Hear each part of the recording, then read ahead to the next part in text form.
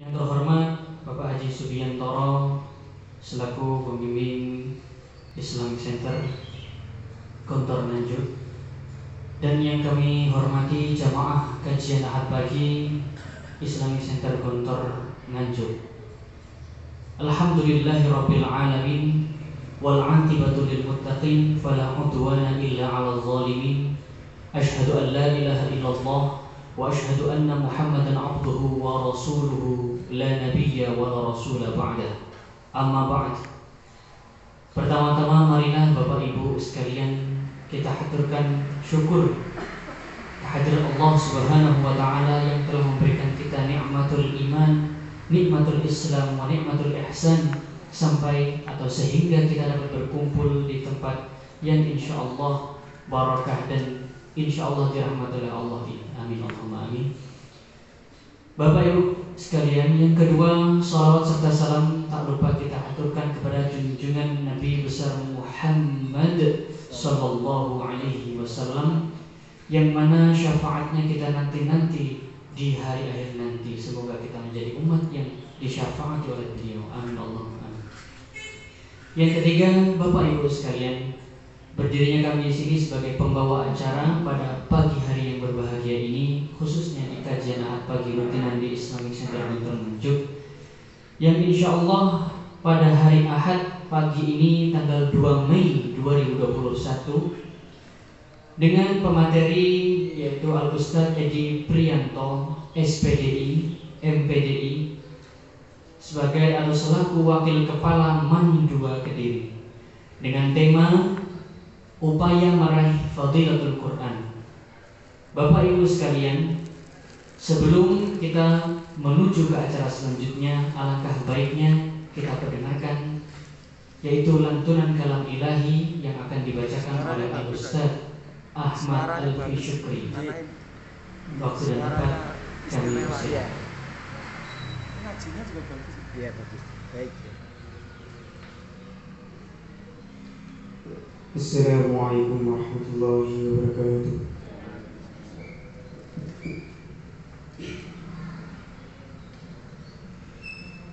A'udzu billahi minasy syaithanir rajim.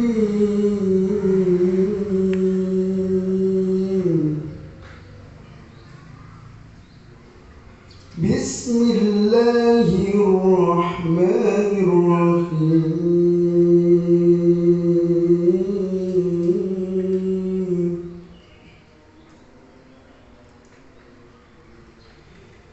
Inna hadzal Qur'ana yahdi lillati hiya aqwam wa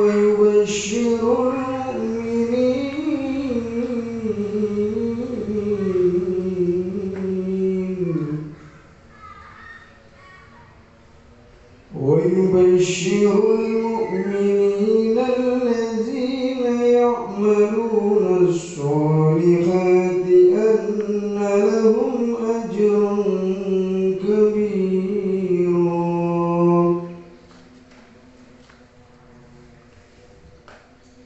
Wa anna alladhina la yu'minuna bil akhirati a'tadna lahum 'adzaban alima.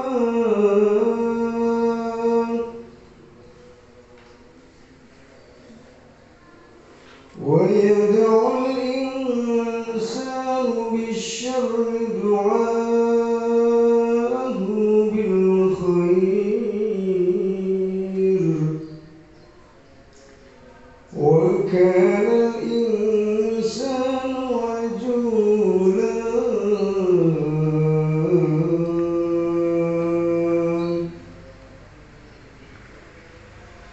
وجعلنا الليل والنهار آيتين فمحونا آية الليل وجعلنا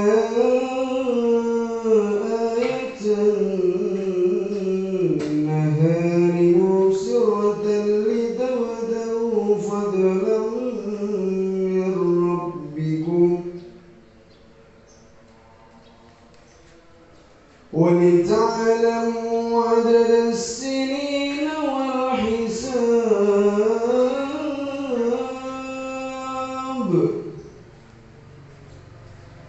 وكل شيء فصلناه تفصيلا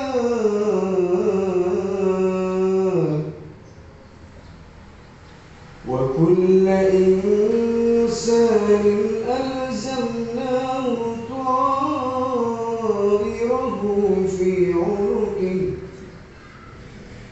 ونخرج له يوم القيامة كتابا يلقاه منشورا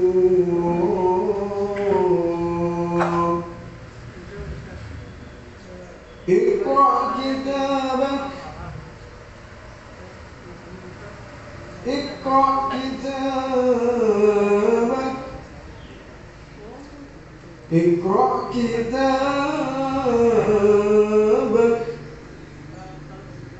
كفى بنفسك اليوم عليك حسيبا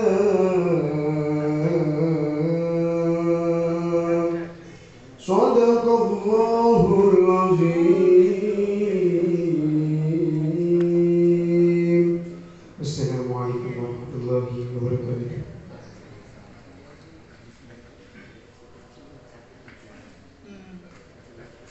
Sadaqallahul azim wa sadaqa rasuluhun nabiyul karim wa nahnu ala dhalika minasyahidin wa syakirin. Semoga dengan lantun kalam ilahi tadi acara kita pada pagi hari yang berbahagia ini dirahmati dan berjalan lancar oleh. Pokoknya seandainya terjadi apapun insya Allah diberkati oleh bacaan Al-Quran tadi. Amin amin Allahumma amin. Bapak Ibu yang kami hormati, marilah kita melangkah ke acara selanjutnya, yaitu Tausiah Ad-Diniyah atau Tau'iyah Ad-Diniyah oleh Al-Ustadz Edi Priyanto SPDI MPDI selaku Wakil Kepala Mandua Kediri dengan tema Upaya Meraih Fadilatul Quran. Kepada Al-Ustadz dengan segala hormat, waktu dan tempat kami aturkan.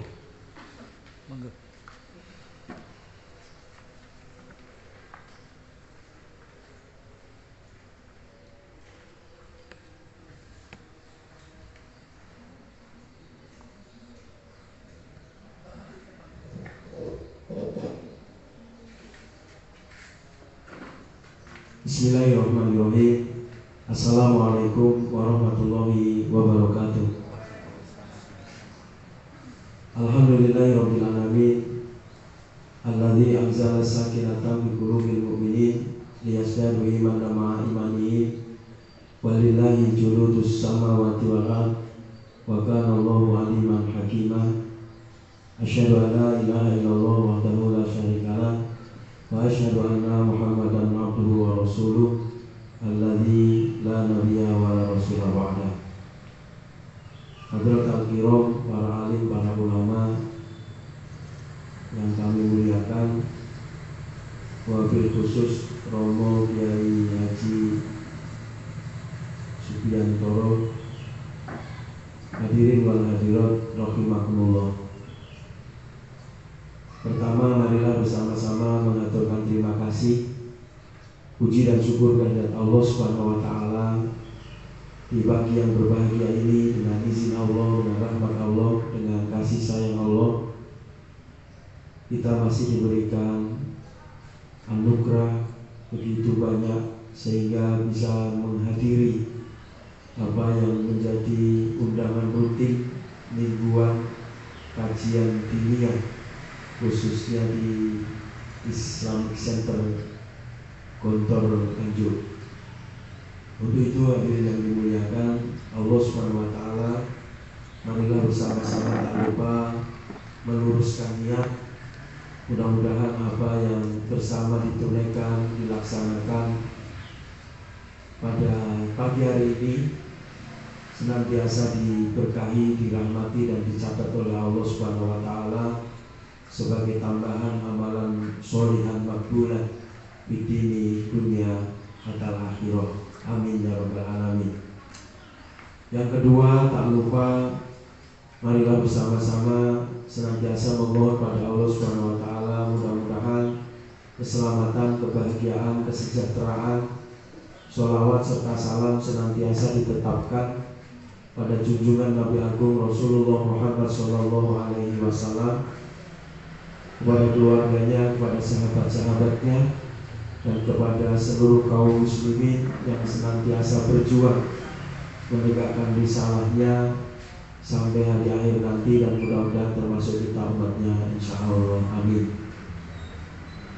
Hadirin yang kami hormati, yang dimuliakan Allah, perlu disyukuri juga, alhamdulillah, tahun ini atau hari ini Ahad tanggal 2 Mei 2021 Masehi bertepatan dengan tanggal 20 Ramadan 1442 Hijriah. Ini artinya kaum muslimin telah bersama-sama menempuh Madrasatul Tarbiyah bulan pendidikan Syahrul Ramadan 2/3, kurang sepertiga lagi atau 10 hari terakhir lagi, yang malam nanti sudah malam 21. Untuk itu di bulan Ramadan yang mulia ini, marilah bersama-sama memohon pada Allah Subhanahu wa taala, mudah-mudahan kaum muslimin diberikan kekuatan lahir dan batin bisa menuntaskan bulan suci Ramadan ini dengan sempurna sampai akhir, sehingga termasuk golongan hamba-hamba Allah yang beruntung baik dunia maupun akhirat, amin. Hadirin yang kami muliakan, tema pagi ini adalah upaya meraih fadilah Al-Quran. Bulan Ramadan merupakan bulan yang mulia, termasuk juga di dalamnya adalah bulan di mana Allah Subhanahu wa taala menurunkan Al-Quran. Ketika berbicara tentang Al-Quran, hadirin yang dimuliakan Allah, ada satu makalah yang masyhur yang disampaikan oleh Sayyidina Ali radhiyallahu anhu. Satu kritik sosial atau kondisi. Beliau mengatakan, sayati zamanun la islama illa ismuhu wala minal qur'ana illa rasmuhu wa ya'muruna masajidahu walakinnahum khazanun min dzikrillah. Akan datang satu masa, satu kondisi, satu zaman di mana Islam tidak tinggal atau tidak tetap kecuali tinggal namanya, illa ismuhu wala minal qur'ana illa rasmuhu, dan tidak tinggal dari Al-Quran itu kecuali tinggal rosennya atau kitabnya atau tulisannya. Wa ya'muruna masajidahu walakinnahum ghazalun min dzikrillah, dan banyak kaum muslimin umat Islam berlomba-lomba membangun masjid yang megah, yang indah, yang mewah dengan berbagai model. Akan tetapi khazanun min dzikrillah, masjid yang megah, yang indah, yang elok itu justru hilang fungsinya atau sepi dari mengingat Allah Subhanahu wa taala. Hadirin yang kami muliakan, hal ini tentunya tidak perlu dibantah, akan tetapi sebagai kaum muslimin tentunya terus bagaimana berevaluasi diri. Benarkah itu ungkapan? Apakah benar Islam itu tinggal nama? Apakah benar Al-Quran itu tinggal tulisannya saja? Dan apakah benar masjid-masjid yang dibangun Mekah itu sepi dari mengingat Allah? Nah, kaum muslimin yang dimuliakan Allah, tentunya ini menjadi PR bersama, renungan bersama. Jika tidak, alhamdulillah. Tetapi jika iya, tentunya ini bagian dari keprihatinan bagaimana caranya kemudian diselamatkan dari hal yang demikian. Hadirin yang dimuliakan Allah, kita awali dari sikap orang-orang musyrik terhadap Al-Quran. Jadi sejak zaman Rasulullah SAW, orang musyrik, orang kafir itu sudah memiliki sikap tersendiri terhadap kaum muslimin, terhadap ajaran Nabi, bahkan juga terhadap kitab Allah, Al-Quran. Diabadikan di dalam Quran surat Furqan ayat 30. A'udzubillahi minasyaitonirrajim. Wa qala ar-rasul ya rabbi inna qaumi takhadu hadzal qur'ana mahjura. Dan Rasul Muhammad berkata, ya Tuhanku, sesungguhnya kaumku telah menjadikan Al-Quran ini sesuatu yang diabaikan. Quran surat Furqan ayat 30. Jadi orang-orang musyrik pada waktu itu ketika Rasulullah masih sugeng, Rasulullah masih ada, mereka sudah mengacuhkan, sudah tidak peduli lagi dengan adanya Al-Quran, di mana merupakan kitab suci kaum muslimin, kalam Allah, wahyu dari Muhammad SAW. Demikian pula hadirin yang dimuliakan Allah Subhanahu wa taala, selain orang-orang musyrik, orang-orang kafir pun juga demikian. Jadi dengan Al-Quran sudah tidak percaya lagi, sudah acuh, bahkan juga diabadikan oleh Allah Subhanahu wa taala di dalam Quran surat Fussilat ayat 26, yaitu sikap orang kafir terhadap Al-Quran. Allah berfirman, a'udzubillahi minasyaitonirrajim, wa qala alladziina kafaru la tasma'u li hadzal qur'ani walghaw fihi la'allakum tughlibun. Dan orang-orang kafir berkata, janganlah kamu mendengarkan bacaan Al-Quran ini dan buatlah kegaduhan terhadapnya agar kamu dapat mengalahkan mereka.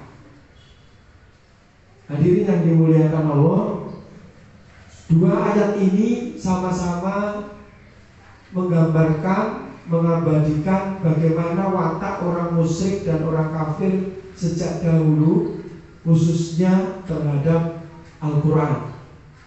Orang musyrik mengacaukan atau mengacuhkan, kemudian orang kafir justru kemudian membuat gaduh. Sama satu tipe, yaitu membuat saingan. Bagaimana kemudian mereka tidak mengindahkan ini. Ibnu Katsir di dalam tafsirnya memaknai mahjuro atau sesuatu yang diabaikan, dan juga sesuatu yang dibuat gaduh oleh orang-orang kafir, yaitu diantaranya menurut Ibnu Katsir, yang pertama adalah mereka orang musyrik, mereka orang kafir itu yang pertama tidak mengimani daripada wahyu Allah Subhanahu wa taala yang diturunkan kepada Rasulullah Muhammad SAW sebagai pedoman kaum muslimin, tidak mengimani. Kemudian yang kedua, tidak membenarkan apa yang ada di dalamnya. Jadi mahjuro menurut Ibnu Katsir, yang pertama tidak mengimani, kemudian yang kedua tidak membenarkan. Ini watak orang-orang musyrik, orang-orang kafir. Kemudian yang ketiga, tidak mendengarkan tilawahnya, bacaannya, suara-suaranya, tidak mendengarkan. Kemudian yang keempat, tidak mentadaburi dari ayat-ayat Quran tersebut. Kemudian yang kelima, tidak memahami. Sudah pokoknya semuanya ini dari awal sudah tidak iman, tidak membenarkan, tidak mendengarkan, tidak mentadaburi ayat-ayat Al-Quran, tidak memahami. Di fase berikutnya tidak mengamalkan ajaran-ajaran Al-Quran itu. Kemudian juga tidak menjunjung tinggi perintahnya yang ada di dalam Al-Quran itu, di mana salah satu isinya adalah perintah, tidak menjauhi larangannya. Terus apa kemudian yang dilakukan oleh orang-orang musyrik, orang-orang kafir pada waktu itu, ketika kemudian Rasulullah SAW sudah menerima wahyu tersebut, maka mereka berpaling ke syair-syair, lagu-lagu, kemudian komentar-komentar, permainan, pembicaraan, dan juga perilaku yang lain. Ini dinyatakan oleh Ibnu Katsir di dalam tafsirnya. Jadi selalu membuat kegaduhan. Hadirin yang dimuliakan Allah Subhanahu wa taala. Nah, bentuk-bentuk ini terus diwariskan, akan terus diwariskan oleh orang-orang musyrik, orang-orang kafir, orang-orang penentang dari ajaran Rasulullah SAW sampai nanti ila yaumil kiamat. Jadi akan selalu ada orang yang tidak mengimani, akan selalu ada orang yang tidak membenarkan, tidak mendengarkan, tidak mentadaburi, tidak memahami, mengamalkan, dan seterusnya. Bahkan termasuk di dalamnya tidak menjunjung tinggi perintah, dan ini berpaling, ya, berpaling dari sesuatu yang mestinya menjadi bagian penting dalam kehidupan beragama, khususnya bagi umat Islam, justru berpaling ke syair-syair, lagu-lagu, komentar, permainan, pembicaraan, dan perilaku lainnya. Hadirin yang dimuliakan Allah Subhanahu wa ta'ala, barangkali ini sudah bisa menjadi pisau, sebagaimana ungkapan di muka, ya. Ketika kemudian konsentrasi kepada Al-Quran itu sudah jauh, ya, maka ini sudah terjadi sejak zaman dahulu di dalam Quran surat Fussilat 26 maupun Furqan 30. Allah sudah mengabadikannya. Nah, kalau kemudian hari ini, apakah itu kaum muslimin tua, sepuh, apakah setengah sepuh, apakah muda atau anak-anak, kemudian juga berpaling atau konsentrasinya itu justru tidak lebih banyak dari musik-musik, lagu-lagu, komentar-komentar, permainan, pembicaraan, dan yang lainnya. Ini mungkin bisa jadi ini menjadi bagian dari sifat-sifat orang-orang kafir itu justru sudah sedikit banyak tertular, nauzubillah dari kepada kaum muslimin. Nah, cuma memang ini apakah penyebabnya karena pemahaman, ataukah kebodohan, ataukah kemudian godaan-godaan yang lain? Ini perlu ada semacam analisa bersama. Saking kemudian beratnya ujian Rasul, Allah juga nyatakan di dalam Quran surat Furqan ayat 31, di mana Allah berfirman, a'udzubillahi minasyaitonirrajim, wa kadzalika ja'alna likulli nabiyyin aduwan minal mujrimina wa kafa bi rabbika hadiyan wan nasira. Begitulah bagi setiap nabi telah kami adakan musuh dari orang-orang yang berdosa, tetapi cukuplah Tuhanmu menjadi pemberi petunjuk dan penolong. Hadirin yang kami muliakan, Rasulullah di dalam berdakwah, Rasulullah di dalam menyebarkan agama pun juga sudah mengalami hal ini. Dan tidak hanya Rasul, nabi-nabi sebelum Muhammad SAW juga demikian.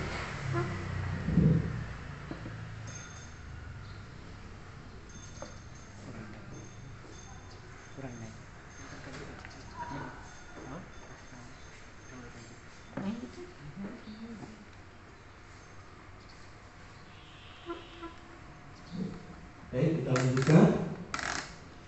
Jadi selain daripada godaan-godaan yang begitu berat yang mengalihkan perhatian dari Al-Quran kepada yang lain, ini sudah ada nasnya, Quran surat Furqan ayat 31. Jadi para nabi terdahulu sebelum Rasul pun juga demikian. Wa kadzalika ja'alna likulli nabiyyin aduwan minal mujrimina wa kafa bi rabbika hadiyan wa nasira. Dan begitulah bagi setiap nabi telah kami adakan musuh dari orang-orang yang berdosa. Tetapi wahai Muhammad, cukuplah Tuhanmu menjadi pemberi petunjuk dan penolong. Kemudian di Quran surat Al-An'am ayat 112 juga Allah Subhanahu wa taala berfirman, "Wa kadzalika ja'alna likulli nabiyyin aduwan sayatinal insani wal jin yuhi ba'duhum ila ba'din zuhrufal qawli ghurura." Dan demikianlah untuk setiap nabi kami menjadikan musuh yang terdiri dari setan, manusia dan jin. Sebagian mereka membisikkan kepada sebagian yang lain perkataan yang indah sebagai tipuan. Hadirin yang kami hormati, yang dimuliakan Allah, ternyata berat juga mengemban kalamullah. Berat mengemban kalamullah di dalam dakwah, tidak main-main. Godaannya tidak hanya orang-orang musyrik, tidak hanya orang-orang kafir, tetapi juga bisikan-bisikan dari manusia, dari setan, dari jin, yang kemudian mereka tidak menipu umat Islam, mereka yang meyakini, ingin memegang teguh daripada kitab suci Al-Quran. Hadirin yang dimuliakan Allah Subhanahu wa taala, selanjutnya ini kita ambil sedikit saja dengan paparan yang di depan tadi. Memang tidak mudah dalam kondisi seperti ini kaum muslimin dengan pemahaman yang sangat sederhana, dengan ilmu alat yang juga sangat sederhana, bahkan mungkin bisa dikatakan rotok konsentrasi itu sudah akhir-akhir usia. Nah, akan tetapi tidak boleh menyerah. Pengertian Al-Quran ini kita ambil satu saja dan kita garis bawahi pada kalimat yang merah. Al-Quran huwa kalamullah al-manzilu ala Muhammad alaihi salam al-muta'abbadu bitilawatihi. Al-Quran adalah kalam atau firman Allah yang diturunkan kepada Muhammad SAW, yang pembacanya merupakan ibadah. Hadirin yang kami hormati, yang dimuliakan Allah Subhanahu wa taala, inilah kemurahan Allah atas hambanya. Al-muta'abbadu bitilawatihi. Al-muta'abbadu bitilawatihi itu adalah siapapun yang membaca ayat Al-Quran itu dari manapun, nilai ibadah di hadapan Allah. Kalau baca-baca yang lain tidak ditemukan mungkin. Ini baca WA, baca Quran, baca ya nilainya nilai belajar. Tapi kalau Quran tidak. Quran itu dengan segala kemurahan, rahmat dan juga kasih sayang Allah Subhanahu wa taala, baca saja sudah diberikan nilai ibadah. Nah, ini satu wawasan yang tidak mudah orang memahami.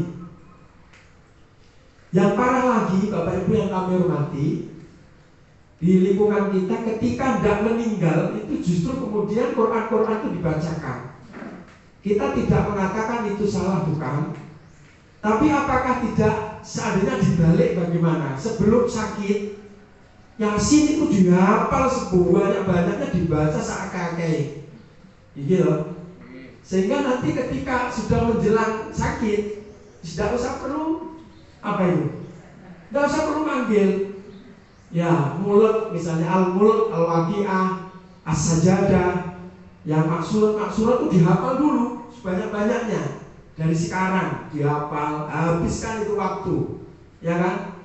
Nah, nanti ketika kemudian yang dibutuhkan itu sudah bisa melayani sendiri, tidak perlu memanggil orang untuk membacakannya. Saya tidak mengatakan itu salah atau benar, tetapi ini adalah bagaimana kemudian setiap individu muslim itu mempersiapkan diri dan sejauh mana konsentrasi perhatian kepada kitab yang diimani bagian dari rukun iman.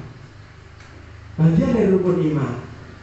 Apakah kemudian mengambil nanti kalau butuh saja, atau kemudian memang memanusiakan daripada Quran tersebut, sehingga memanusiakan dalam konteks ya kenal betul begitu, kenal.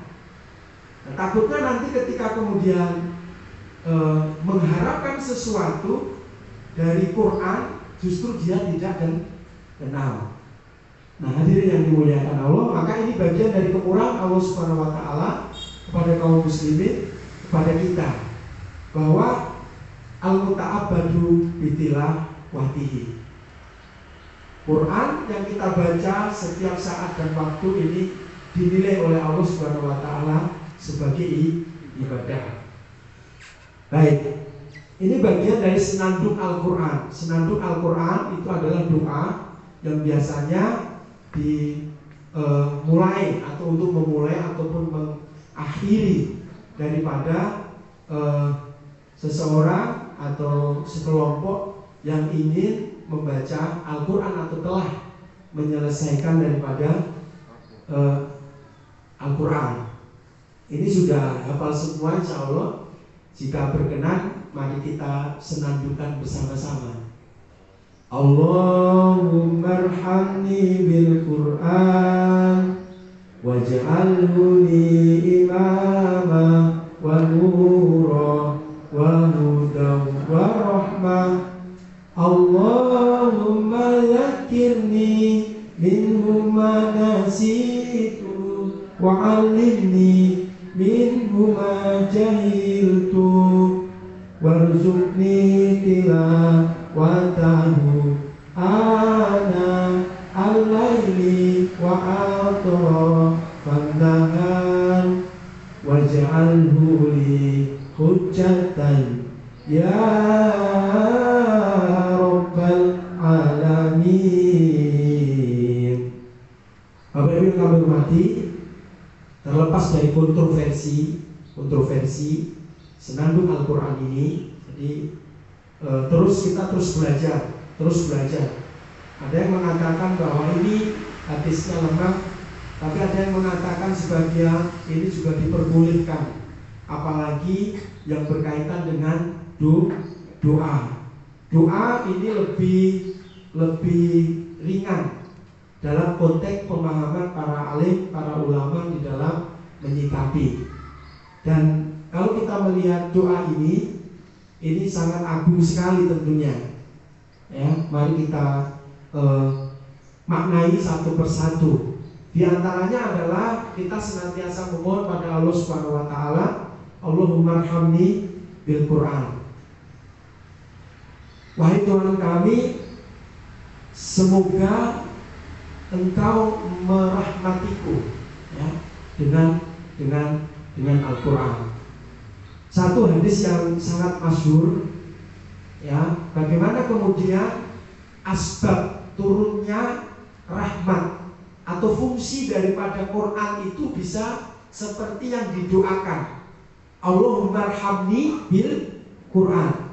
Wahai Tuhan kami, rahmatilah aku dengan Al-Quran. Berarti harus dicocokkan antara doa dengan perilaku, harus cocok.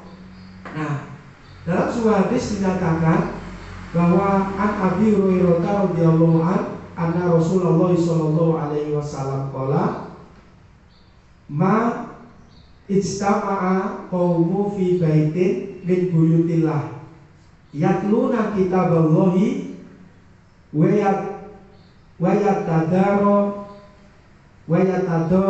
yatadarasunahu fima bainahum.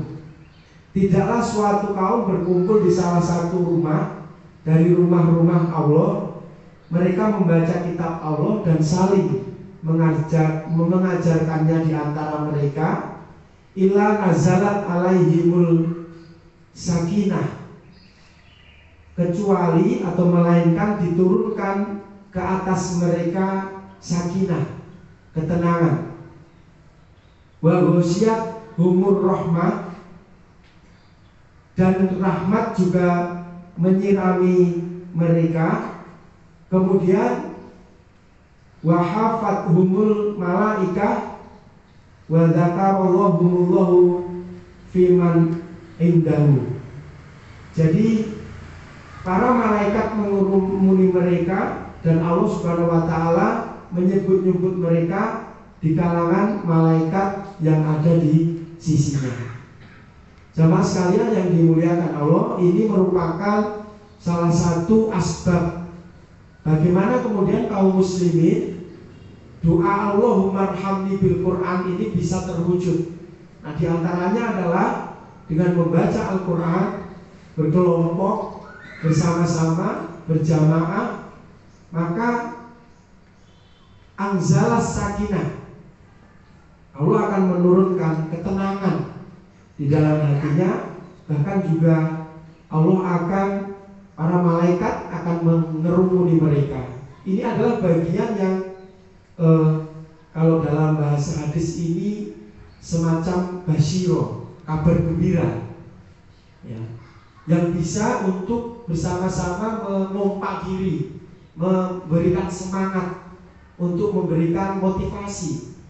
Tentunya ini yang bisa menjawab adalah keyakinan. Nanti kalau kembali ke muka, orang-orang kafir seperti ini wis tidak peduli, wis tidak percaya lagi, bergedes istilahnya begitu.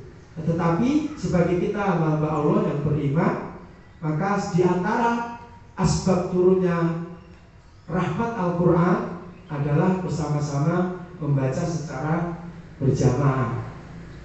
Kemudian waj'al huli imamah, waj'al huli imamah. Wahai Tuhan kami, jadikanlah Al-Quran itu sebagai imam, sebagai panutan. Nah, di dalam Quran surat At-Taubah ini Allah berfirman 111 ya. Innallaha astara minal mu'minina anfusahum wa amwalahum bi anna lahumul jannah yuqatiluna fi sabilillahi fayaqtuluna wa yuqtalun wa'dan alaihi haqqan fit Taurati wal Injil wal Quran wa man awfa bi ahdihi minallahi fastabsiru bi bai'ikum alladzi bayya'tum bi wa dzalika huwal fawzul adzim. Keyakinan kaum muslimin ideal, keyakinan kaum muslimin ideal sebagaimana dinyatakan di dalam Quran surat At-Taubah, bahwa seluruh yang dimiliki kaum muslimin ini sebenarnya telah diijab kabulkan, telah serah terimakan bersama-sama. Di antaranya adalah di dalam ayat ini bahwa sesungguhnya Allah telah membeli orang-orang mukmin baik diri maupun harta mereka dengan memberikan surga untuk mereka. Maka kita ambil yang bawah, bergembiralah dengan jual beli yang telah kamu lakukan itu, dan demikian itulah kemenangan yang agung. Walaupun tidak sampai maksimal, tetapi kaum muslimin tidak boleh kemudian membantah, di mana ayat ini bersifat qat'i, dan siapapun soleh likulli zaman wa soleh likulli makan. Quran itu memiliki sifat benar dimanapun dan soleh likulli zaman kapanpun waktunya. Nah, adapun kemudian tafsir-tafsir yang kemudian berpendapat tentang itu lain lagi. Maka waj'al huli imama, jadikanlah Al-Quran bagi kami itu imam, sesuatu yang bisa diikuti kebenarannya, janji-janjinya, perintah-perintahnya, karena ini bagian dari kalam Allah. Hadirin yang kami hormati, yang dimuliakan Allah. Kemudian yang ketiga, wa nuron, jadikanlah Quran ini cahaya. Ya, ada beberapa makna cahaya khususnya terkait dengan Al-Quran. Yang pertama, bahwa nuron yang dimaksud itu memang cahaya itu sendiri. Sebagaimana dinyatakan di dalam Quran surat Yunus ayat 5, Allah berfirman, a'udzubillahi minasyaitonirrajim, walladzi ja'ala syamsa dhiya'an wal qamara nuran wa qaddarahu manazila lita'lamu adadas sinina wal hisab. Dialah yang menjadikan matahari bersinar dan bulan bercahaya, dan dialah yang menetapkan tempat-tempat orbitnya agar kamu mengetahui bilangan tahun dan perhitungan waktu.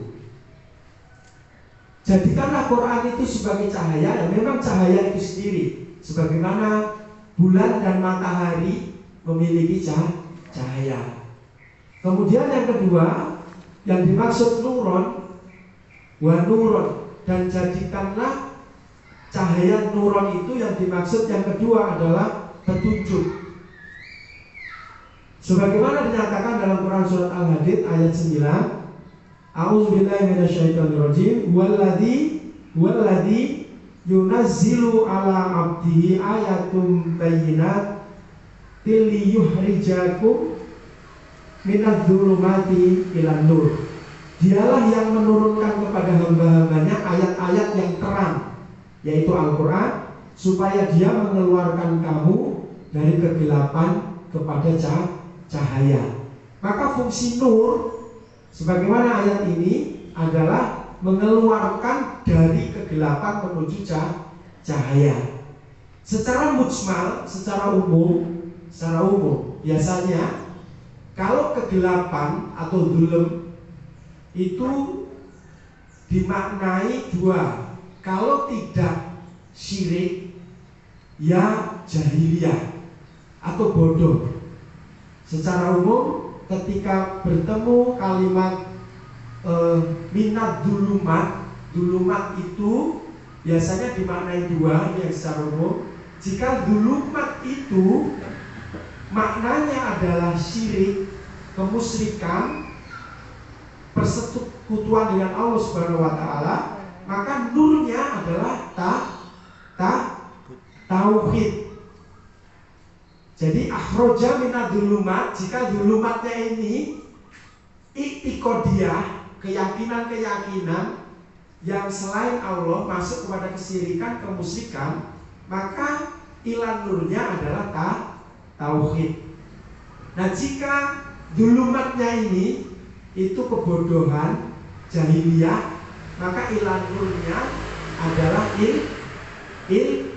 ilmu yang bisa mengeluarkan manusia dari kebodohan. Itu adalah ilmu yang bisa mengeluarkan manusia dari kesyirikan adalah pemahaman tauhid, baik itu uluhiyah, rububiyah, asma wa sifat, dan hal-hal yang melingkupinya. Kemudian nur yang lain, yang ketiga, ini maknanya adalah Al-Quran itu sendiri, karena Al-Quran itu adalah nur. Sebagaimana dinyatakan oleh Allah di dalam Quran surat At-Taghabun ayat 8, Fa'aminu billahi wa rasulihi wa nuril ladzi anzalna wallahu bima ta'maluna khabir. Maka berimanlah kamu kepada Allah dan Rasulnya dan kepada cahaya Al-Quran yang telah kami turunkan. Jadi nama lain daripada Al-Quran itu adalah An-Nur. Ada sekitar kurang lebih 40 sekian tata nur di dalam Al-Quran. Maka di antara makna nur itu memang yang dimaksud adalah Al-Quran itu sendiri. Berikutnya wahuda. Al-Quran mengenalkan dirinya sebagai huda atau petunjuk bagi orang yang beriman. Dengan kata lain, Al-Quran tidak akan memberi instruksi yang salah atau mencelakakan manusia. Mau yakin, mau tidak yakin, mau ngerti atau tidak ngerti, seluruh perintah Allah SWT itu jika dikerjakan baik bagi umat manusia. Dan mau paham, mau tidak paham, mau terpaksa, mau sukarela, seluruh larangan Allah SWT jika ditinggalkan, maka itu baik bagi hamba. Hadirin yang kami hormati, maka fungsi dari hudan itu Al-Quran mengenalkan dirinya sebagai petunjuk bagi orang yang beriman. Al-Quran tidak mungkin memberikan instruksi yang salah atau mencelakai manusia. Mungkin yang salah adalah penafsirannya. Kalau penafsiran itu ternyata ya banyak sekali aliran-aliran penafsiran di dalam Al-Quran, banyak sekali. Nah, sebagaimana dinyatakan di dalam Quran surat Al-Baqarah ayat 185 yang sudah sangat masyhur. Syahrul Ramadan alladzi unzila fihi al-Qur'an hudal lin-nasi wa bayyinatin minal huda wal furqan. Bahwa bulan Ramadan adalah bulan di mana diturunkan kitab suci Al-Qur'an sebagai petunjuk bagi manusia dan penjelas dari petunjuk itu wal furqan dan pembeda antara yang hak dan yang batil. Kemudian berikutnya warahmah. Al-Quran hadir sebagai rahmat, sebagai kasih sayang bagi yang mengimaninya. Hadza basairul linnasi wa huda wa rahmatul liqaumi yuqinun. Al-Quran ini adalah pedoman bagi manusia, petunjuk dan rahmat bagi kaum yang meyakini. Berikutnya, Allahumma dzakirni minhuma nasitu. Nah, ini sifat daripada manusia ini. Allahumma dzakirni minhuma nasitu. Wahai Tuhan kami, ingatkanlah kami minhu kepada Al-Quran. Ma nasitu, ya.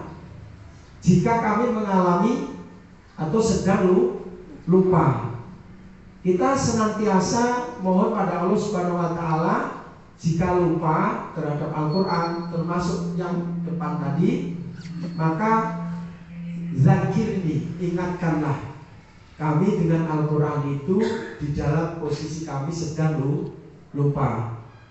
Ya. Basyira wa nadhira fa'aqrada aksaruhum fahum la yasma'un. Yang membawa berita gembira dan peringatan, tetapi kebanyakan mereka berpaling darinya serta tidak mendengarkan. Lupa, salah. Kalau lupa dan lupa itu tentunya berbeda. Maka salah satu di antaranya Quran itu juga disebut dengan az-zikro, yang mengingatkan kepada Allah, mengingatkan kepada isi-isinya, pokok-pokoknya. Kemudian wa'allimni min huma jahiltu, dan ajari kami dengan Al-Quran itu di saat kami dalam keadaan kebodohan. Di antara beberapa metode di dalam Al-Quran. Jadi Al-Quran itu memang indah sekali, ya. Mungkin sampai usia habis untuk mendalami daripada Al-Quran itu tak akan sanggup, dan itu juga tantangan Allah di dalam Al-Quran.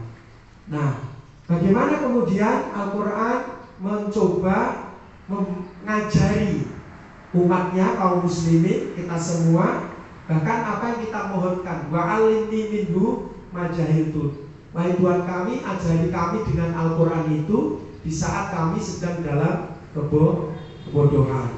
Nah, ada 4 metode paling tidak di dalam Al-Quran, beberapa metode pendidikan yang diajarkan oleh Al-Quran.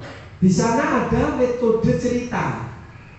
Jadi Al-Quran itu ketika memberikan pendidikan kepada umat, kepada kaum muslimin, kepada hamba-hamba Allah yang meyakini, maka dengan metode bercerita. Ada di Quran surat Hud ayat 120.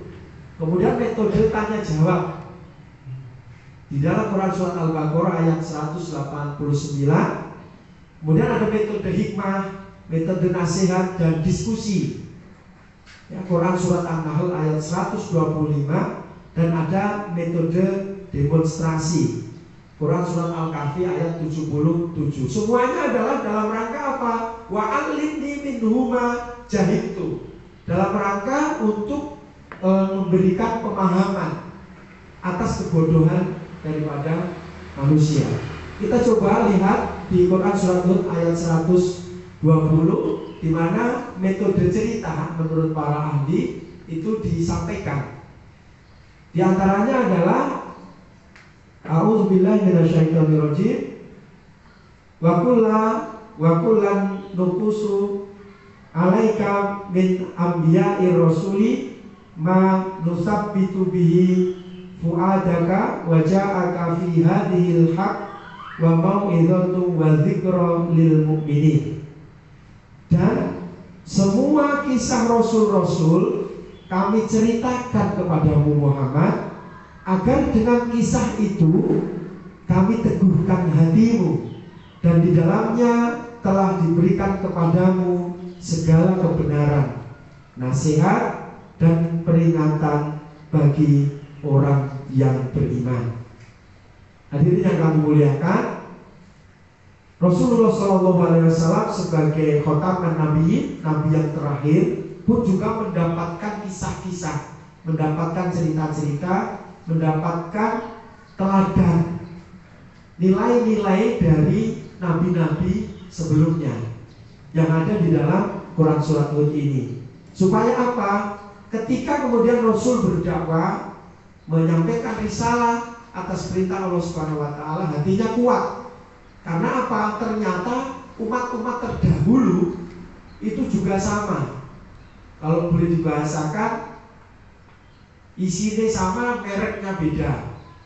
Hanya beda merek saja, tapi watak-wataknya sama dari dulu sampai Rasulullah Muhammad SAW. Ini metode cerita untuk mengajari. Ada kisah-kisah Rasul, Nabi dan Rasul, ada hikmah di dalamnya, ada teladan di dalamnya, bahkan ada momen-momen penting. Ya, dan ini kaum muslimin bisa juga secara literasi membaca di kisah 25 Nabi dan Rasul yang sudah masyhur, bahkan juga para sahabat.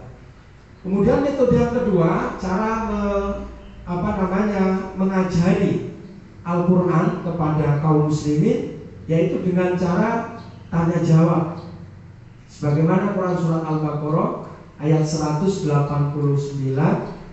A'udzubillahi minasyaitonirrajim, yas'alunaka 'anil ahillah qul hiya mawaqitu lin-nasi wal hajj. Mereka bertanya kepadamu Muhammad tentang bulan sabit. Katakanlah itu adalah petunjuk waktu bagi manusia dan ibadah haji. Ada tanya jawab di sana. Dan ada lagi yang lain, ayat-ayat lain itu banyak sekali yang kemudian mengisahkan tentang cara mengajari manusia, cara mengajari kaum muslimin, cara mengajari umat Islam dengan metode ini. Misalnya Al-Qari'ah, Mal-Qari'ah, wa ma adraka Oria dan seterusnya. Tanya jawab di dalam Al-Quran itu menjadi bagian dari redaksi di mana keindahannya, dan itu sekaligus mengajari kaum muslimin yang ingin mengentaskan diri dari kebodohan. Kemudian metode yang berikutnya atau yang ketiga di dalam Quran surat An-Nahl ayat 125. Bagaimana kemudian Quran mengajari kaum muslimin agar bisa keluar dari kebodohannya, yaitu dengan hikmah, nasihat, dan juga diskusi.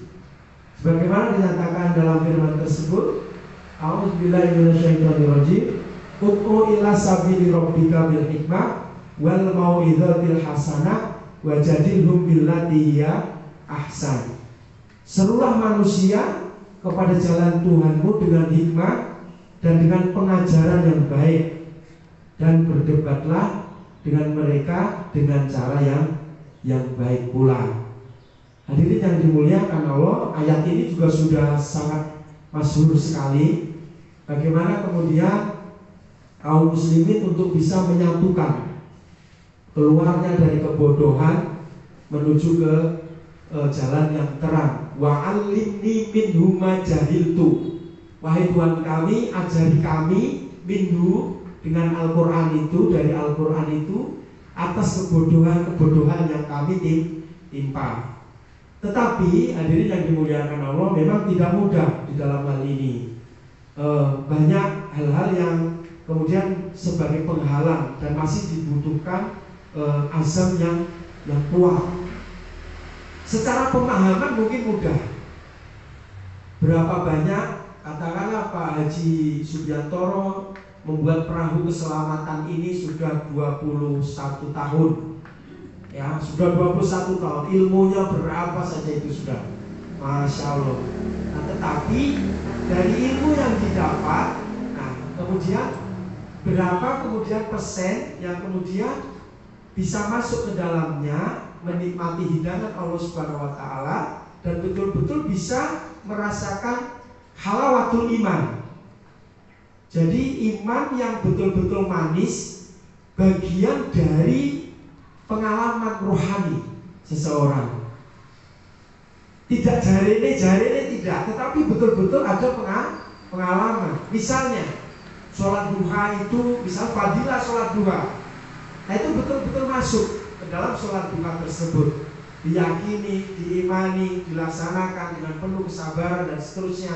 Baru kemudian nanti dia akan merasakan miracle happen, ada keajaiban yang muncul, dan masing-masing individu tidak sama. Misalnya lagi wa minal laili fatahajjat bihi nafilatalak, itu dari dulu masih kecil sampai sekarang itu terus diingatkan.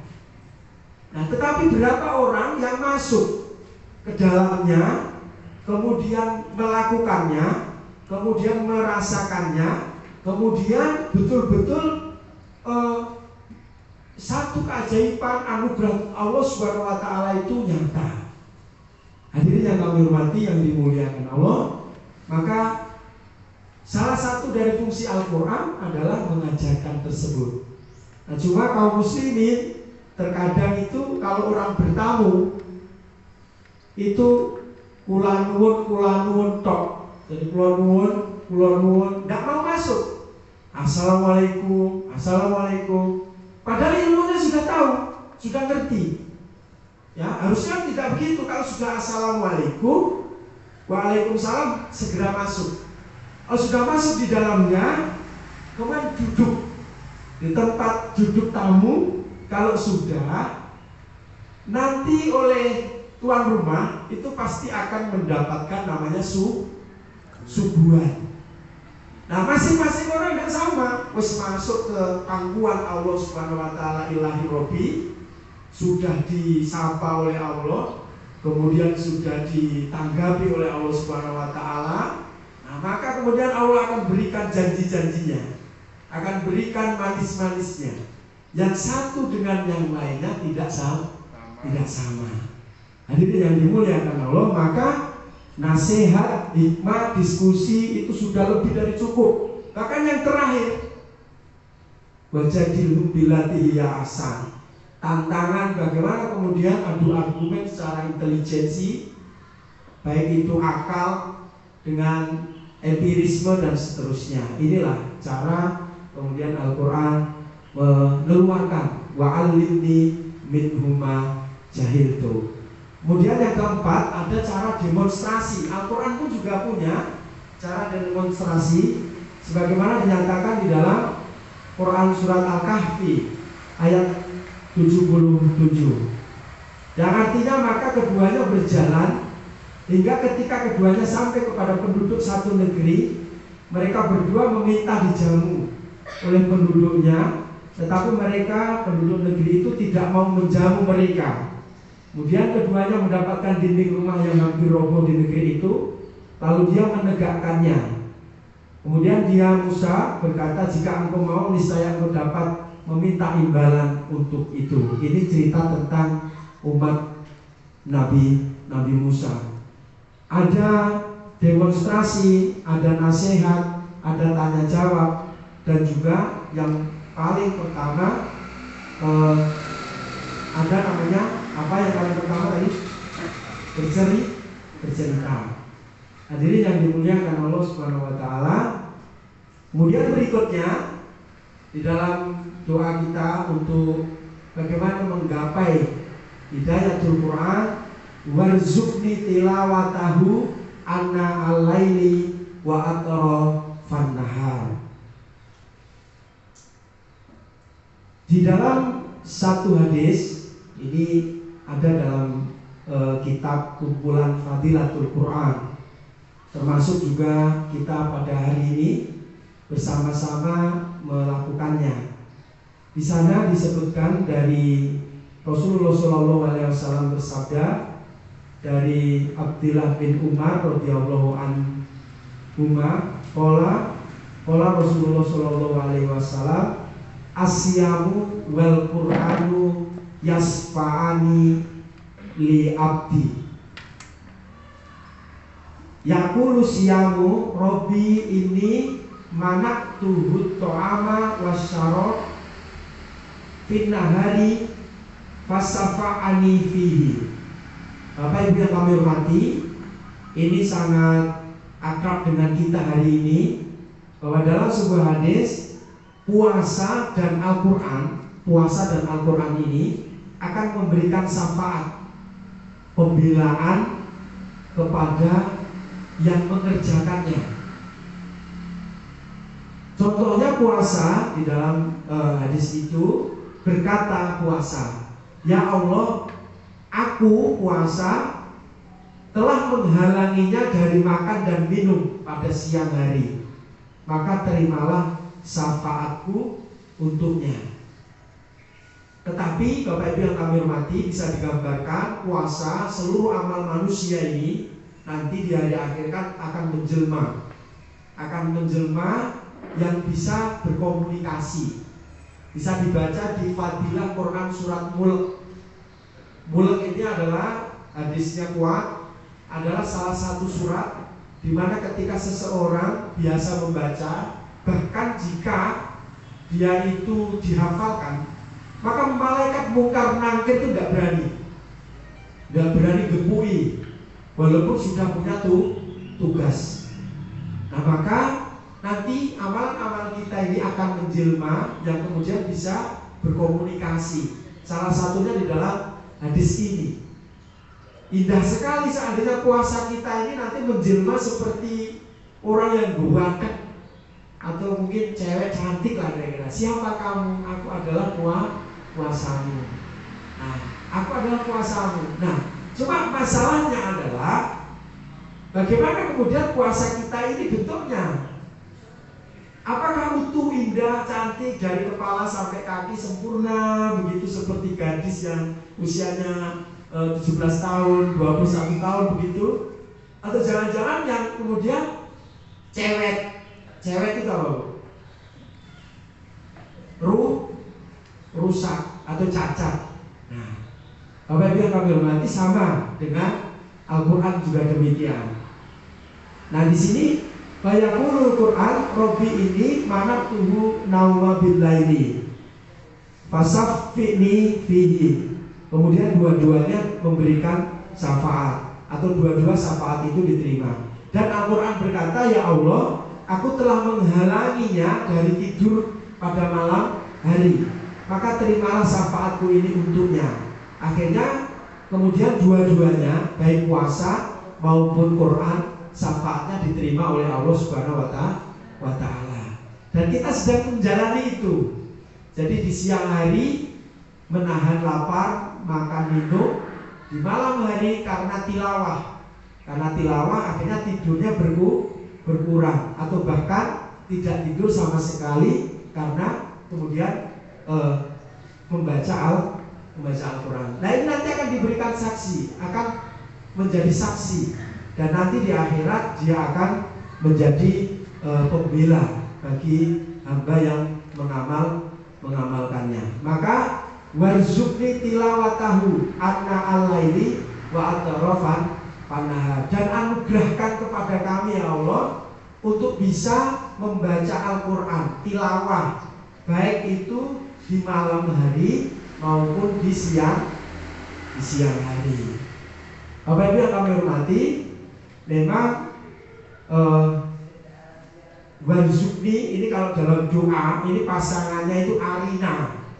Allahumma arinal haqqa warzuqni tiba'a wa arina al batila warzuqni tinaba. Ini satu paket. Kalau arina tok itu cukup mengerti saja, jadi knowledge, pengetahuan. Tetapi kalau warzuqna tiba'a, dan anugerahkanlah kepada kami untuk bisa mengamalkannya. Nah ini satu pasang. Kalau arina banyak, siapa yang nggak ngerti? Kalau tarwih itu istilahnya keutamaannya itu banyak sekali. Tapi itu satu pasang. Allahumma arinal al-haqqa warzuqni tiba'a, dan berilah kekuatan kepada kami untuk mengikuti. Kalau yang batin ya untuk menjauhi. Wis ngerti, tetapi kalau tidak diberikan anugerah oleh Allah Subhanahu wa Ta'ala kemampuan untuk menjauhi atau melaksanakan, ya masih belum bisa. Biasanya tersiok. Kalau biasanya ya menunda-nunda, nanti saja, besok saja, nanti saja, besok saja. Dan ini tidak hanya, ya ini bisa menimpa siapapun. Ya, yang penting sebenarnya bukan di knowledge-nya itu, tetapi bagaimana kemudian amalia sehingga nanti berbuah. Ya, tidak kemudian assalamualaikum terus begitu. Dari dulu sampai sekarang cuma cerita. Kalau wa minal laili fatahajjat bihi nafilatal lak. Ya, itu cerita seperti itu. Tidak pernah mengamalkan. Maka tidak akan pernah tahu apa itu khasiatnya. Apapun itu, padahal semua anugerah yang diberikan oleh Allah Subhanahu wa Ta'ala itu akan ada rahasia-rahasia yang luar biasa. Termasuk tilawatil Quran. Baik. Kemudian waj'alhu li hujjatan. Bapak Ibu yang kami hormati, ini doa yang terakhir dari senandung Al-Quran itu adalah, wahai Tuhan kami, jadikanlah Al-Quran itu menjadi hujah. Di dalam sebuah hadis dinyatakan bahwa bacalah Al-Quran karena sesungguhnya dia akan datang pada hari kiamat sebagai pemberi syafaat bagi orang-orang yang membacanya. Ini sudah sangat masyhur sekali. Nah, masalahnya adalah di 20 hari ini sudah berapa juz hatam? One juz minimal sudah juz 20. Itu minimal. Cara mudahnya, satu hari itu 2 lembar. Satu kali pada sholat 2 lembar kali 5 pas 10 lembar. Jadi habis subuh 2 lembar, habis asar habis duhur 2 lembar, habis asar 2 lembar, habis maghrib 2 lembar, habis isya 2 lembar. Pas sehingga 10 lembar. Itu nanti 1 juz. Berarti ini minimal sudah di juz 20. Insya Allah. Syukur bisa lebih, apalagi sekarang dengan metode yang baru, banyak ada WA group ya. Ya, tidak hanya di anak-anak, kita buka grup banyak sekali, grup dengan pondok pesantren, grup dengan alumni, grup dengan anak-anak. Nah, sehingga bisa jadi satu hari itu di subuhnya itu garap 10, duhurnya itu 12, isaknya dan seterusnya itu beda, itu sangat mungkin. Karena apa? Grupnya tidak sama. Ini contoh untuk bagian dari memudahkan. Kemudian di dalam hadis yang lain, barang siapa menjaga sholat fardu, maka tidak akan dicatat sebagai golongan orang yang lalai. Sholat fardu dijaga 5 waktu, maka dia akan dicatat oleh Allah Subhanahu wa taala termasuk orang yang tidak lalai. Dan barang siapa yang membaca 100 ayat pada malam hari, maka dia akan dicatat sebagai golongan orang yang taat. Alhamdulillah. Ya, mudah-mudahan lebih panjang Qur'annya daripada HP-nya. Mudah-mudahan. Di hadis lain, sesungguhnya Allah memiliki keluarga. Bapak Ibu yang kami hormati, ahlullah. Sesungguhnya Allah memiliki keluarga di kalangan manusia. Para sahabat kemudian bertanya, siapakah mereka ya Rasulullah? Beliau menjawab, ahlul Quran. Ahlul Quran, mereka adalah keluarga Allah dan orang-orang istimewa.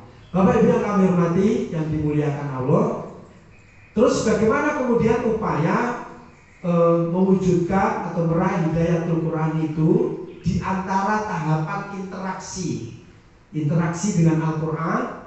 Yang pertama adalah mendengarkannya atau istimai, mendengarkan. Di dalam Quran surat Al-A'raf dinyatakan Allah berfirman, a'udzubillahi minasyaitonirrajim, wa idza quri'al Qur'anu fastami'u lahu wa ansitu la'allakum turhamun.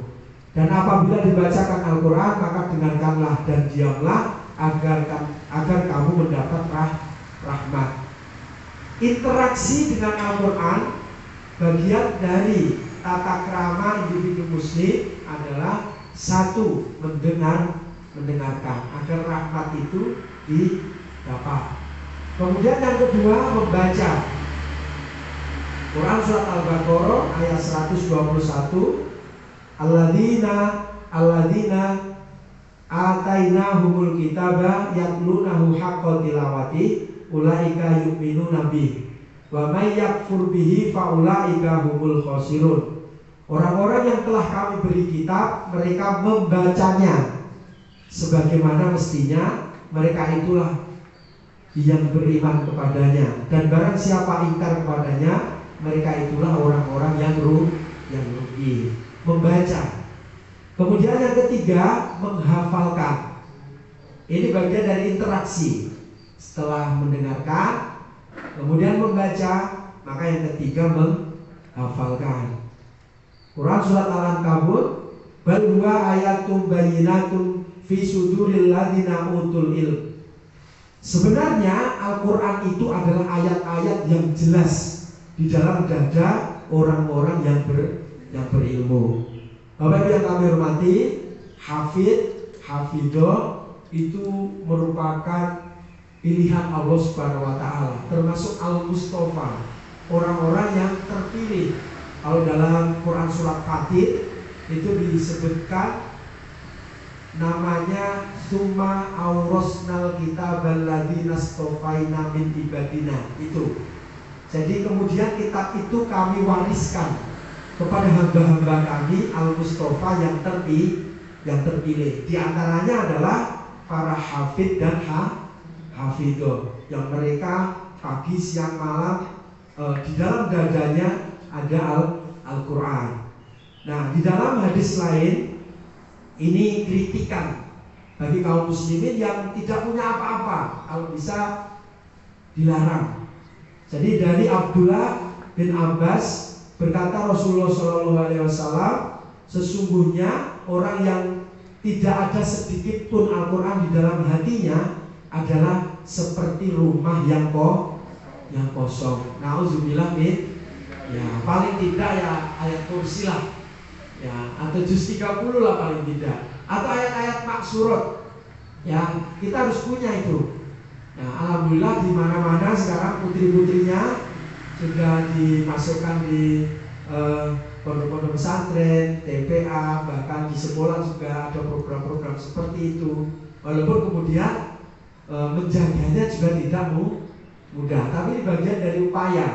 Misalnya di sini ada pondok Nurul Quran, ini Pak Haji Darmaji itu. Nah itu bagian dari upaya ini. Jangan sampai kemudian hatinya kosong. Nah ini di dalam hadis tidak diperkenankan. Kalau kosong berarti tidak ada penghuninya. Berarti dia secara interaksi tidak mengamalkannya. Minimal untuk sholat lah. Kalau sholat itu kan hukumnya yaqra'u ma tayassaru minal Qur'an. Bagaimana kemudian kalau ayat-ayat di dalam sholat, apakah harus panjang ataukah pendek dan seterusnya? Tidak. Di sana disebutkan yaqra'u ma tayassaru minal Qur'an. Bacalah apa-apa yang mudah bagimu dari Al-Quran. Nah yang mudah itu tidak sama. Ustadz Amiruddin dengan Pak Haji Subianto tidak sama. Ya, ada yang mudah itu ya Qul huwallahu ahad dan seterusnya. Baik. Kemudian yang keempat, Bapak Ibu yang saya hormati, setelah membaca, kemudian mendengarkan, membaca, menghafalkan, maka yang ketiga adalah mentadzaburi. Berapa kitab tafsir yang kita miliki, atau berapa menit per hari kita membaca kitab-kitab tafsir dan seterusnya. Maka ini juga bagian yang harus diperhatikan. Kalau kitab tafsir aja belum pernah tahu, judulnya apa juga nggak ngerti, tafsir itu apa juga nggak pernah mengerti. Nah ini bagian dari tadi itu ya, kelemahan. Maka mentadzaburi ini bagian dari tata krama atau interaksi daripada Al-Quran. Quran surat As-Sad, Quran surat As-Sad ayat 29, sebagaimana di depan, kitab Al-Quran yang kami turunkan kepadamu penuh berkah agar mereka menghayati ayat-ayatnya dan agar orang-orang yang berakal sehat mendapat pelajaran. Bapak Ibu yang kami hormati yang dimuliakan Allah Subhanahu wa taala, perlu setiap individu muslim minimal ya Quran terjemah lah. Kalau nggak punya tafsirnya, punya Quran terjemah, kemudian supaya nanti bisa menjadi syafaat itu tadi. Jadi diakui gitu, Quran itu mengakui hambanya, puasa juga mengakui, paling tidak ya sedikit-sedikit. Ya artinya dipahami, termasuk bagian dari mentadabburi. Kemudian yang terakhir yaitu mengamalkan. Itu 5 fase tadi, yaitu mereka yang mendengarkan perkataan, mengikuti apa yang paling baik di antaranya. Mereka itulah orang-orang yang telah diberi petunjuk oleh Allah, dan mereka itulah orang-orang yang mempunyai akal sehat. Bapak Ibu yang kami hormati, yang dimuliakan Allah Subhanahu wa taala, itu di antaranya. Kemudian ini ada kalimat bijak dari Utsman bin Affan. Ada 4 hal yang ketika nampak merupakan keutamaan, jika tersembunyi menjadi kewajiban. Yang pertama, berkumpul bersama orang-orang soleh itu utama, dan mencontoh mereka khususnya perilaku tabi mengikuti adalah kewajiban. Saya ulang lagi, berkumpul bersama orang-orang soleh adalah keutamaan, dan mencontoh mereka adalah kewajiban. Yang kedua, membaca Al-Quran adalah keutamaan, dan mengamalkannya adalah kewajiban sesuai kemampuan masing-masing. Kemudian yang ketiga, menziarahi kubur adalah keutamaan, dan beramal sebagai persiapan untuk mati adalah kewajiban. Kemudian yang keempat, dan membesuk orang yang sakit adalah keutamaan, dan mengamalkan wasiat darinya adalah kewajiban selama wasiat tersebut tidak melanggar syariat. Bapak Ibu yang kami hormati, Di antara doa-doa khatmil Quran yang lain, di antaranya ini, Allahumma ja'al Qur'anal azima rabi'a qulubina wa nura sudurina wa jala'a ahzanina wa dhahaba humumina wa humumina wa sa'iqana wa dalilana ila jannatika jannatin na'im. Ya Allah, jadikanlah Quran yang mulia sebagai penyejuk hati kami, cahaya bagi dada kami, pelipur kesedihan kami, pelenyap kesusahan dan kegundahan kami, pengemudi dan penunjuk kami menuju surgamu, surga yang penuh kenikmatan. Hadirin yang dimuliakan Allah, demikian yang bisa kami sampaikan. Hanya khilaf mohon dimaafkan. Sekelumit yang bisa kami sampaikan ini barangkali bermanfaat, bisa bersama-sama memberikan motivasi kepada sekalian, baik diri, keluarga, handetolan, teman, jamaah dan yang lain, untuk terus kemudian berupaya sebaik mungkin, khususnya adalah bersentuhan dengan kitab suci yang kita yakini daripada Al-Quran, dan mudah-mudahan melalui kitab suci ini kita sekalian nanti mendapat syafaat dan diakui sebagai umatnya, sehingga kita termasuk Allah yang selamat baik dunia maupun akhirat. Amin ya rabbal alamin. Adana Allah wa iyyakum ajma'in. Assalamualaikum warahmatullahi wabarakatuh. Jawab. Baiklah Bapak Ibu, mungkin ada dari Bapak Ibu yang bertanya, monggo. Assalamualaikum warahmatullahi wabarakatuh.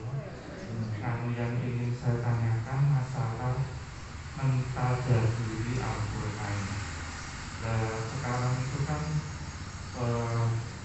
banyak kumpulan-kumpulan atau kelompok itu yang merasa paling benar dalam menafsirkan Al-Quran.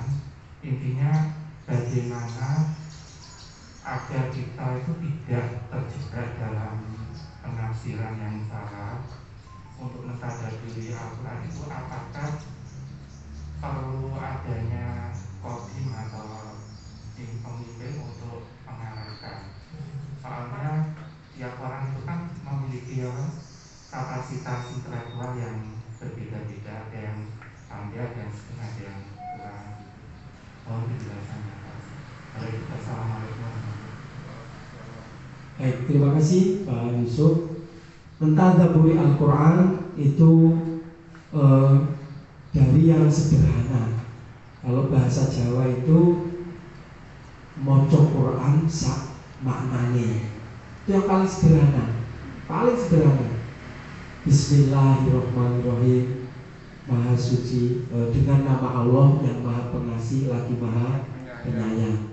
Alhamdulillahirabbil alamin. Segala puji bagi Allah, Tuhan seru sekalian alam. Ar-Rahmanir-Rahim, yang Maha Pengasih lagi Maha Penyayang. Maliki yaumiddin, yang menguasai hari pembalasan.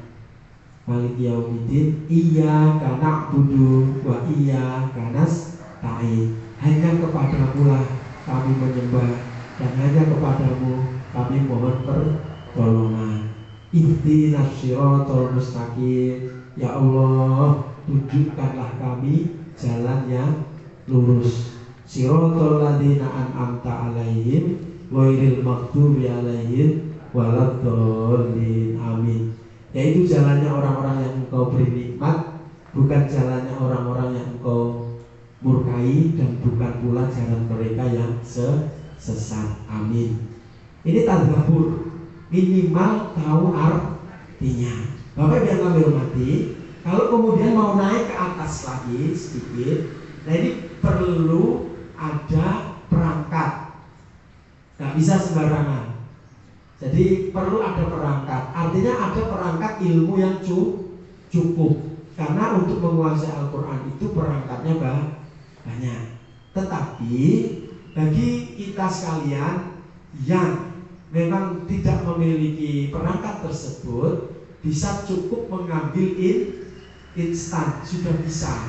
Misalnya produknya majelis takjih misalnya. Nah itu sudah tinggal ngambil saja. Kalau mau masuk ke ranah klasik, ada tafsir Ibnu Katsir, ada tafsir Al-Qurtubi, ada tafsir At-Tabari. Itu klasik. Jadi tafsir itu macamnya bermacam-macam. Jadi ada dari sisi istinbat hukum. Misalnya kalau Ibnu Katsir atau Bari, kemudian Al-Qurtubi, itu adalah tafsir bil maksur. Tafsir Al-Quran yang ditafsiri oleh sabda-sabda Rasul yang pengarangnya itu tidak masuk ke wilayah pemikirannya. Nah ini harus paling nggak ini ya 4 SKS nih Pak Yusuf. Mohon maaf ya. Nah, kira-kira seperti itu ya. Sehingga kalau memang nanti ada tafsir ilmi, tafsir ahkam, tafsir tasawuf, macam-macam. Ada yang corak bahasa dan seterusnya. Itu banyak sekali. Nah, sehingga cukup mengambil produk-produk yang sudah ada. Nah, tetapi jangan kemudian yang sudah ada yang kuat, yang kitab-kitab induk asli. Nah, kira-kira begitu. Dan harus disokehkan dengan buku-buku yang lain. Tergantung nanti kita melihatnya di mana. Apalagi yang berbicara tentang buku-buku fikih. Kalau produk-produk fikih itu hampir semuanya bersumber dari Al-Quran. Barangkali itu Pak Yusuf yang bisa kami sampaikan. Nah, sehingga minimal tahu artinya lah. Sehingga ketika Pak Yusuf sholat itu ngerti artinya, sehingga tidak kosong. Kalau dalam ayat Quran itu kan disindir itu, la taqrabus sholata wa antum sukara hatta ta'lamuna ma taqulun.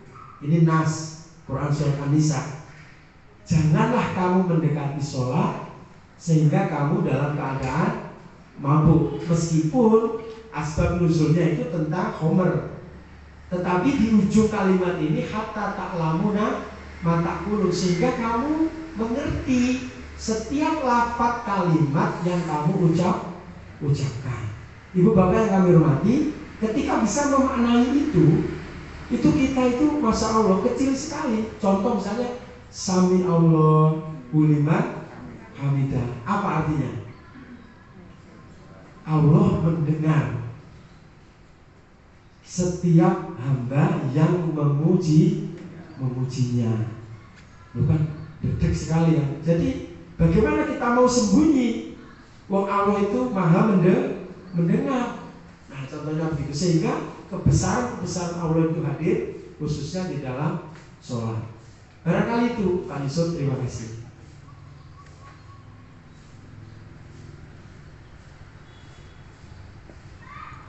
Assalamualaikum warahmatullahi wabarakatuh. Waalaikumsalam. Ini pada di bulan puasa ini seru-serunya tadarus Pak. Saya mohon pendapatnya Bapak, apabila mengalami kesulitan membaca, misalkan ada di non kecil itu Pak ya, itu kadang-kadang bisa dibaca nil atau a kadang-kadang. Itu kalau kita mencari solusi secepatnya bagaimana? Mau ngecek di Qurdoka misalkan itu terlalu lama. Kalau didampingi sama gurunya juga mungkin kalau kita di rumah sendirian, itu mohon pendapatnya. Atau kita misalkan salah dikit aja, kadang-kadang saya mikir salah sidik nggak apa-apa saya. Ya kita sudah baca banyak kan tergantinya. Mohon pendapatnya Pak. Ya, baik. Memang ketika bicara Al-Quran, mohon maaf secara ideal itu memang harus memahami ilmu tajwid. Tidak bisa tidak. Kalau mau baca Quran belum paham ilmu tajwid, ya seperti orang yang mau ngambil ikan tapi nggak bawa pancing. Karena apa? Ilmu tajwid itu adalah sebagai syarat seseorang untuk membaca Al-Quran. Terus bagaimana ketika kemudian belajarnya wis sepuh. Nah, berarti ya tinggal satu, niteni mawon. Quran kan hanya sekali, ketika khatam sekali diulang lagi kan ya itu lagi. Ya. Walaupun kita kalau qiraah sab'ah yang boleh-boleh itu kan belum masuk ke sana. Nah, tetapi paling tidak tetap harus belajar ilmu tajwid. Nah, seandainya memang sudah mengerti kemudian tidak bisa melafalkannya, bisanya itu ya sudah, kita pasrah saja pada Allah Subhanahu wa taala. Nggak bisa, mohon maaf, tajwid itu wajib di dalam membaca Al-Quran. Karena apa? Kan waqara Al-Quran tartila. Tartil itu kan artinya menunaikan huruf-huruf bacaan itu pada haknya. Dan itu kalau ditarik lagi ke jauh ke sini bisa mempengaruhi arti. Wah, nek ngono gak usah moco ya, tidak begitu. Ya belajar, tetap belajar. Solusinya ya hanya itu, Pak. Tetapi kalau sudah bisa, ya bisa. Misalnya mat itu kan bacaannya ada 13.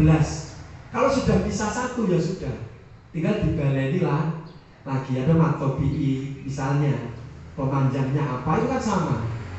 Nah, kira-kira begitu. Dicek dulu beberapa saat, baru kemudian nanti membaca. Itu alangkah lebih baik daripada ngaji tetapi tanpa bisa nggak Bu kalau ngaji tanpa ilmu? Sakit apa betul kira-kira? Nggak bisa. Ya berkokis, niatnya api itu ya tetap dapat kutibat lahu hasanatan kalau bahasanya. Orang yang berniat baik itu dapat satu pahala. Tetapi ketika sempurnanya, nah ini. Nah kalau baca Quran ya tetap ilmunya tajwid. Boleh berbeda kalau jawaban saya itu. Nah kalau tajwidnya belum matang, bagaimana? Ya belajar. Makanya lebih bagus kalau sekelas Rasulullah aja masih tadarus dengan malaikat Jibril, masih tadarus itu kan sama. Rasul sebelum risalah Quran ini sama, Rasul itu baca, setor, Jibril yang membetulkan, malaikat Jibril setor, nanti Rasulullah ya seperti itu. Memang paket tadarus itu ya ada yang menyimak. Nah kecuali nyetirnya sudah lihai dan lincah, wakil jus ya tidak apa-apa. Nah kalau saya jusnya banyak tetapi juga benar.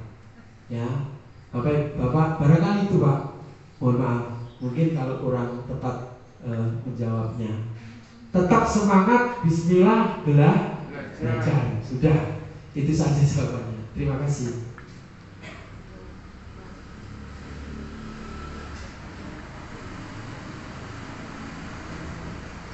Assalamualaikum warahmatullahi wabarakatuh. Tentang sholat fardu tadi, untuk nambah semangat, saya pernah disampaikan di sini bahwa sholat fardu itu wajib bagi laki-laki. Bagaimana itu? Menjaga sholat fardu bagi laki-laki itu wajib, apa betul itu? Ya laki perempuan kalau fardu ya wajib semua. Maksudnya di masjid. Oh, berjamaah di masjid.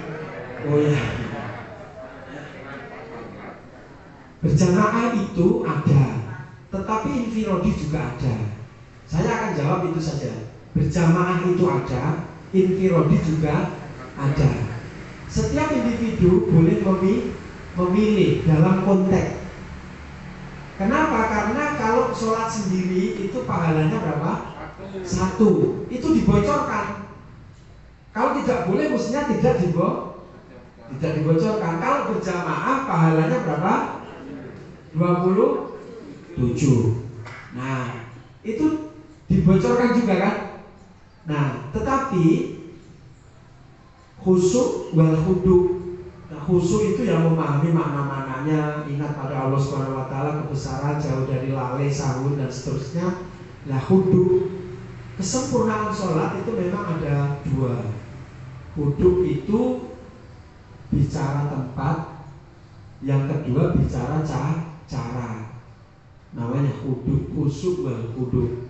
Wudhu itu tertib tempat, tertib cara. Tertib tempat itu di mana? Di mana ada dikumandangkan. Itu namanya tertib tempat. Kemudian caranya dengan berjamaah. Kalau kemudian sampai tingkatan pada wajib, nah itu kan ada risalah. Ada risalah kan? Nah, dibakar rumahnya dan seterusnya. Bahkan Abdullah bin Umi Maktum itu buta, gitu. Beliau buta, kemudian minta keringanan pada Rasulullah untuk tidak ke masjid. Ditanya, apakah kamu mendengar? Nah, akhirnya kemudian tetap harus berangkat. Sehingga Bapak Ibu yang saya hormati, kalau bisa diupayakan mengambil yang 27 kalau bisa. Nah, kalau tidak bisa, ya yang penting tidak ketinggalan. Kalau nanti bilang wajib itu susah loh, karena wajib itu tidak melaksanakan berarti berdosa. Padahal unsur manusia itu terkadang bermacam-macam. Dan ada bimbingan keluarga juga di dalamnya. Nah, sehingga terkait dengan itu, Bapak yang kami hormati, ambil yang lebih utama dari yang kurang utama. Ambil yang lebih utama. Kalau misalnya wajib, duhur, asar, maghrib, isya. Nah, itu kan ya tidak berat sih kalau bagi mereka yang dikaruniai oleh Allah Subhanahu wa taala kemampuan ya biasa-biasa saja. Tetapi sholat berapapun itu tetap akan dinilai oleh Allah Subhanahu wa taala. Ambil yang utama. Demikian Pak. Terima kasih.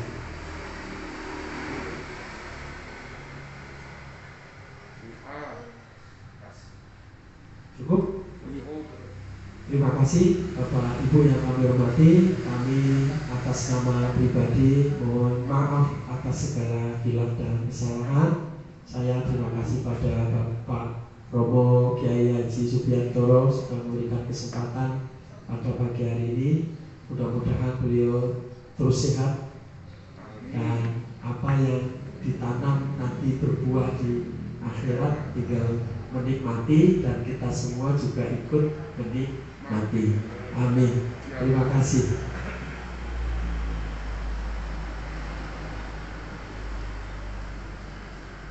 Baiklah Bapak Ibu sekalian, telah sampailah kita pada penghujung acara pada pagi hari yang berbahagia ini. Semoga dengan tausiah atau tauhiyah hatinya dari beliau tadi dapat memberikan kita motivasi untuk selalu terus mentadabbur Al-Quran dan kita menjaga fadilah, dan yang kita harapkan ya'tina yaumal qiyamah syafi'an li ahli. Wabillahi taufiq wal hidayah wa ridha wal inayah. Assalamualaikum